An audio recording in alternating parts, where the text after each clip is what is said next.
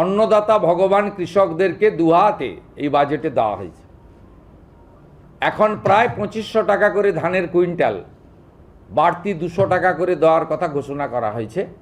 এবং আমাদের সংকল্পপত্রে যে প্রতিশ্রুতি আছে, এই প্রতিশ্রুতি মেনে আমরা 3100 টাকা করব ধাপে ধাপে, কথা আমরা বলেছি। এবছর 200 টাকা করে বাড়তি তারা পাবেন।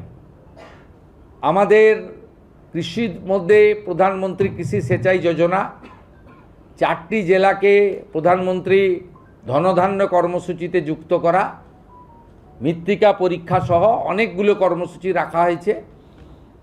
সাথে সাথে প্রধানমন্ত্রী পিএম কিষাণ সম্মান নিধিতে ভারত সরকার 6000 টাকা দিচ্ছেন, আমরা আরও 3000 টাকা অতিরিক্ত দেওয়ার সিদ্ধান্ত গ্রহণ করেছি।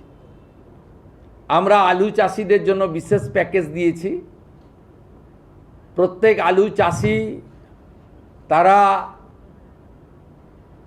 কুইন্টালে 200 টাকা করে ভর্তুকি পাবেন এবং তাদের বীজ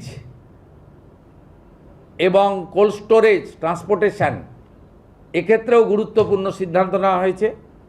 কৃষিকাজে যে বিদ্যুৎ ব্যবহার করা হয় তাতে ইউনিটে 2 টাকা ছাড় দেওয়া হয়েছে। এটা পর্যায়ক্রমে আগামী দিনে এই সরকার অনেক দিন থাকবে। আমরা কৃষকদের জন্য ধীরে ধীরে আরও করব, 2 টাকা ছাড় ইউনিটে দিয়েছি। এর জন্য রাজ্য সরকারের এই বছরই 800 কোটি টাকা যাবে, 800 crore ফর কৃষক, ওদের ইউনিটে 2 টাকা করে ছাড় দেওয়া হয়েছে।